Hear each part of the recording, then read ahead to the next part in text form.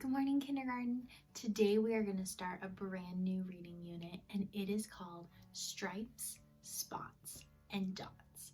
And today we're going to read a really special story to start off our unit.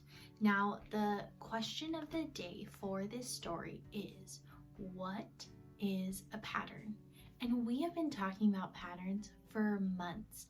Almost all of kindergarten, we have talked about different patterns. So you already know what a pattern is. So we're going to read a story, and our story is going to talk about patterns today. And I want you to visualize, because this is a read aloud, and that means that you are just listening to me.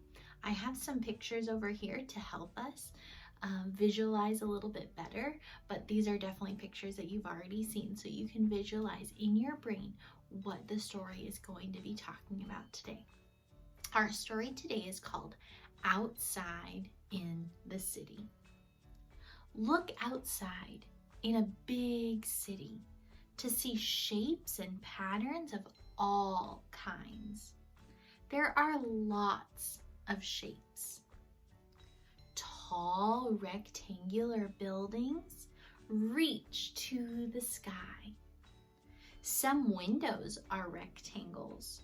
Some windows are squares. Some windows are circles. Buses and cars crawl along the streets. Do buses and cars really crawl? No, but we're just using that term that they are driving down the street. The tires on the buses and cars are what shape? Circles. There is a yellow caution sign at the end of the street. It is a triangle. There are colorful lights and signs and all other things around. Look for patterns among all these shapes and colors outside in the city. Do you know what a pattern is? A pattern is made of things that repeat. Shapes and colors can repeat. You can make patterns with your toys. You can make patterns with your blocks. Red, blue is a pattern. Round, square, triangle, that's a pattern too. Think of a color pattern in your city. Do you know one? Think of a stoplight. The light starts out at green. The cars drive along the street when the light is green. After a few minutes, the light changes to yellow and then to red. The cars slow down and all of the traffic stops. Soon the light turns green again, and the cars and buses drive off. The colors of the stoplight repeat. The stoplight colors keep changing. Green, yellow, red, green, yellow, red, green, yellow, red. The stoplight colors change in a pattern. Imagine a building with 3 kinds of windows. It has square windows, circular windows, and rectangular windows. The window makes a pattern: square, circle, circle, rectangle, square, circle, circle, rectangle. The pattern repeats up and down the building. Imagine a patio with lots of umbrellas. People sit under the umbrellas to eat. The umbrellas are all the same shape. They are divided into parts that look like triangles.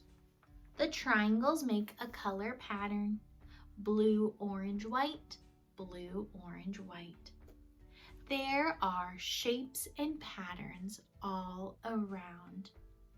What shapes and patterns can you find around your house or outside your house? What shapes and patterns can you find today? Well, that is the end of our story. I have a couple of questions for you that you can talk about at home today about our story.